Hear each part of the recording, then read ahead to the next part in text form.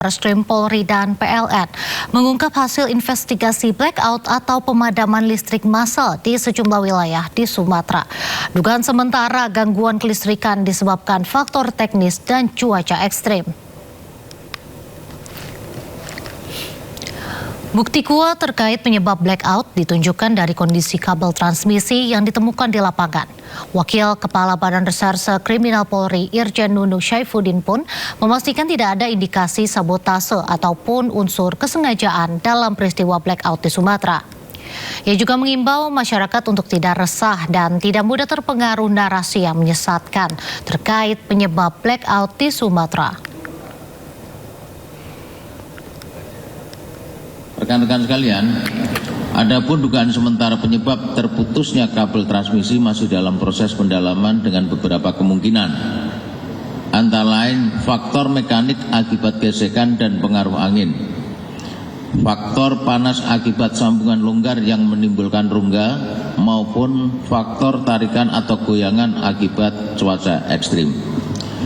Sampai dengan saat ini, bisa kami pastikan tidak ditemukan adanya indikasi sabotase ataupun unsur kesengajaan dalam peristiwa blackout tersebut. Dugaan sementara mengarah pada faktor teknis dan cuaca yang ekstrim yang menyebabkan gangguan pada sistem transmisi kelistrikan. PLN juga memastikan matinya listrik di wilayah Sumatera pada Jumat 22 Mei 2026 karena putusnya sambungan akibat cuaca. Investigasi juga sudah dilakukan oleh PLN. Terjadi kondisi cuaca yang pada saat itu hujan dan angin kencang. Nah, ketika aliran arus yang biasanya menuju di jalur timur tadi menuju dari selatan ke utara itu putus, maka aliran tadi berbalik ke selatan dan berpindah ke arah barat, ke arah 275 Cafe. Nah, perpindahan arus tadi tersebut itu menyebabkan fenomena yang kami sebut power swing atau biasanya kita kenal dengan osilasi.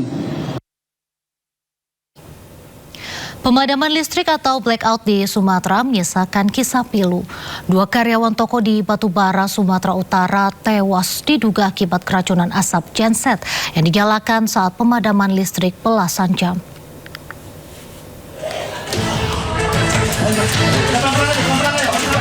Dua karyawan ditemukan tewas di sebuah toko aksesoris di Kelurahan Indrapura, Kecamatan Air Putih, Batubara, Sumatera Utara pada Sabtu pagi.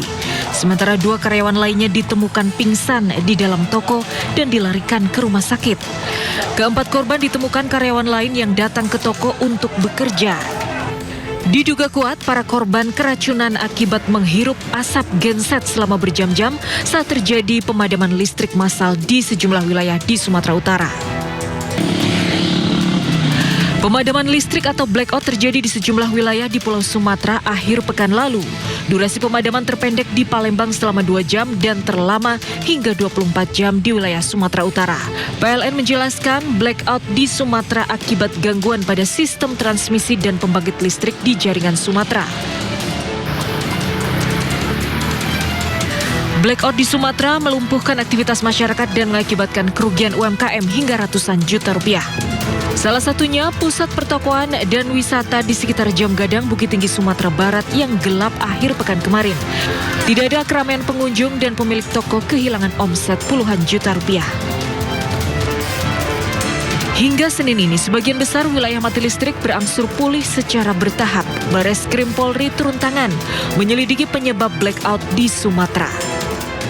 Sampai dengan saat ini, bisa kami pastikan tidak ditemukan adanya indikasi sabotase ataupun unsur kesengajaan dalam peristiwa blackout tersebut. Dugaan sementara mengarah pada faktor teknis dan cuaca yang ekstrim yang menyebabkan gangguan pada sistem transmisi kelistrikan. Tim Liputan iNews melaporkan. Beralih ke informasi lain, pemirsa, mantan Wakil Menteri Ketenagakerjaan Immanuel Ebenezer atau Noel hari ini menjalani sidang lanjutan kasus dugaan pemerasan pengurusan sertifikasi K3.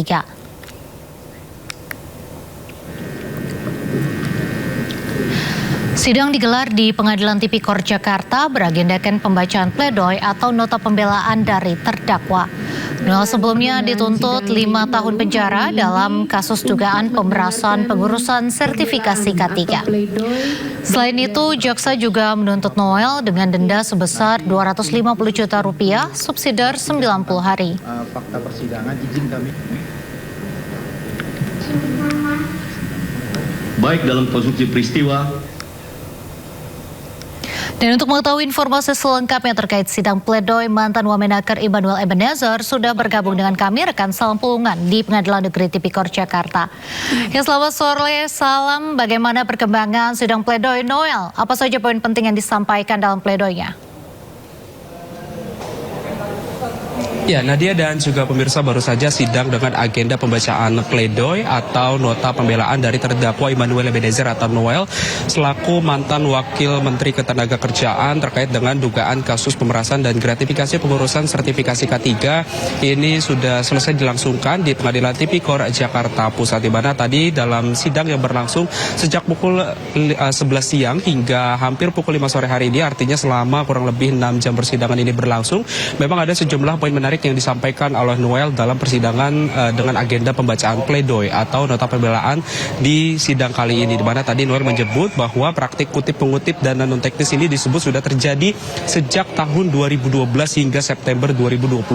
Artinya ini sudah berhenti sebelum Noel ini menjabat sebagai Wakil Menteri Ketenagakerjaan. Dan dapat kami informasikan juga kepada Anda, Nadia dan juga pemirsa, bahwa tadi dalam pledoi juga disebut bahwa fakta persidangan terkait dengan aliran dana non-teknis ini mengalir ke pihak lain sebelum Noel menjabat. Salah satunya adalah ke pesantren, dana ke pesantren milik Ida Fauzia selaku mantan Menteri Ketenagakerjaan periode sebelumnya, di mana ini tadi juga dibenarkan dalam persidangan seperti dari kesaksian dari para saksi di persidangan, kemudian juga ada dari keterangan terdakwa, kemudian juga dari percakapan WhatsApp yang ditampilkan di persidangan. Dan memang dapat kami informasikan juga bahwa inti dari isi dari pledoi yang disampaikan oleh Noel adalah terkait dengan bagaimana dirinya ini membersamai dari kaum buruh maupun juga kaum pekerja termarginalkan yang selama Noel ini menjabat kurang lebih selama 10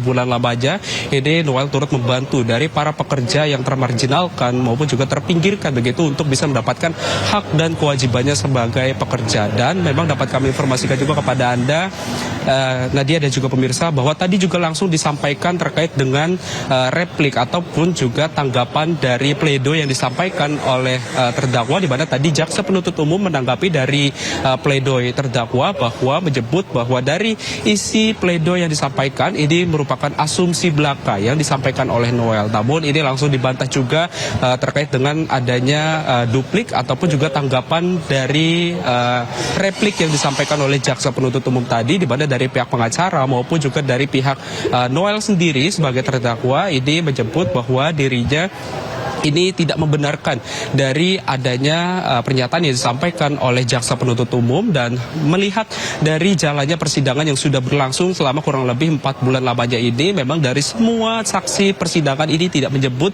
satupun terkait dengan adanya aliran dana yang masuk ke dalam rekening dari Immanuel Ebenezer atau Noel. Dan memang dapat kami informasikan juga bahwa sidang nantinya akan dilanjutkan pada hari Kamis tanggal 4 Juni 2026 dengan agenda sidang putusan. Artinya ini sidang putusan menjadi langkah akhir bagaimana nantinya untuk hasil dari persidangan yang sudah berlangsung selama kurang lebih 4-5 bulan lamanya ini, apakah nantinya majelis hakim ini akan mengabulkan dari tuntutan jaksa penuntut umum yang menuntut Noel dengan 5 tahun penjara dan juga denda kurang lebih 250 juta rupiah, atau nantinya hukuman akan jauh lebih tinggi atau jauh lebih rendah. Nanti kita akan saksikan secara bersama terkait dengan sidang putusan yang akan berlangsung pada hari Kamis 4 Juni 2026 mendatang. Nadia. Baik, terima kasih Salam Pulungan melaporkan langsung dari Pengadilan Negeri Tipikor Jakarta. Selamat bertugas kembali, jaga kesehatan Anda. Pemirsa, aksi seorang pembawa acara atau MC pria dalam acara Kalteng Expo memicu kritik tajam dari masyarakat. Pasalnya MC tersebut memotong keluhan warga terkait jalan rusak ke pemerintah daerah Kalimantan Tengah. Insiden ini bermula saat seorang pembawa acara Kalteng Expo membuka sesi interaksi di atas panggung bersama warga. Kesempatan itu langsung dimanfaatkan warga untuk menyuarakan kendala jalan rusak di wilayahnya. Namun alih-alih membiarkan warga berkeluh kesah menjelaskan jalan mana yang rusak, pembawa acara memotong perkataannya dengan pertanyaan, "Jalan yang di mana? Jalan yang di mana? Jalan depan rumahnya." Netizen ramai-ramai mengkritik hilangnya profesionalisme MC dalam menghadapi kritikan masyarakat yang ditujukan ke pemerintahnya.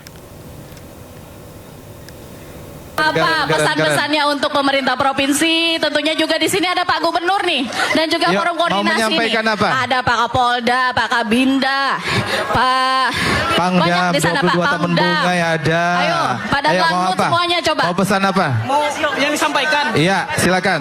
Ini tolong diperbaikin jalan raya. Yang di mana? Yang di mana? Yang di mana? Yang di terutama mana? dari Palangkaraya ke Muara Tewe. Yang di mananya?